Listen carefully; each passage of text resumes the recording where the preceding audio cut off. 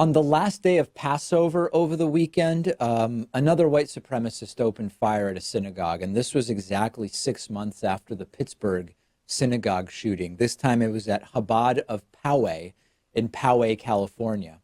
Maybe it's pronounced Poway.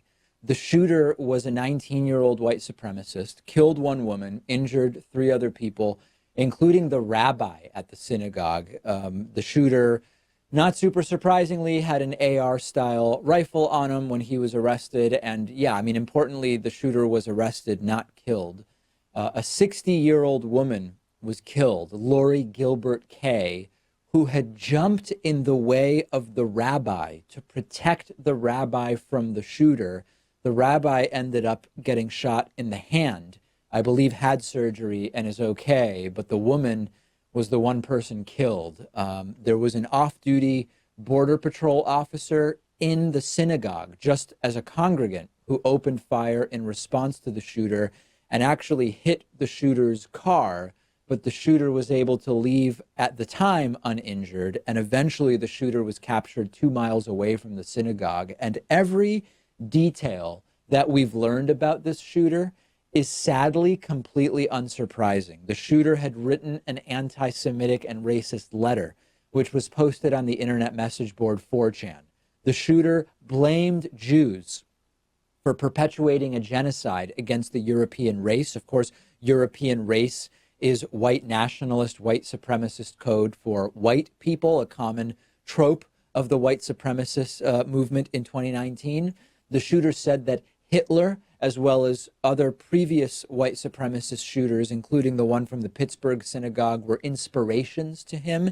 And this is once again the type of extremism that has been catalyzed and coalesced and emboldened by Donald Trump. Now, I'm not blaming Donald Trump for the specific shooting. And if you're going to just write to me saying, David, why are you blaming Trump?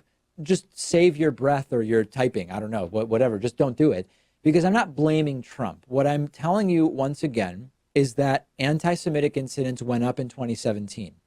They went up in 2018. Anti-Semitic online hate is up as tracked by the Center on Extremism. Anecdotally, anti-Semitic comments to me are way up. Not that that tells us anything about the broader numbers. It's just an anecdote. Trump personally being an anti-Semite, who knows, who cares? His son-in-law is Jewish. It's doubtful that Trump is sort of consciously, openly anti-Semitic. Trump didn't create anti-Semites, but Trump has been signaling to these anti-Semites and white supremacists, as they have straight up told me on the show. I mean, they've said it to me when I've interviewed them. They see Trump as the closest thing to what they would like in a president. The signaling on Hispanic people, on the S-hole countries, all of that stuff. And so the rhetoric rises.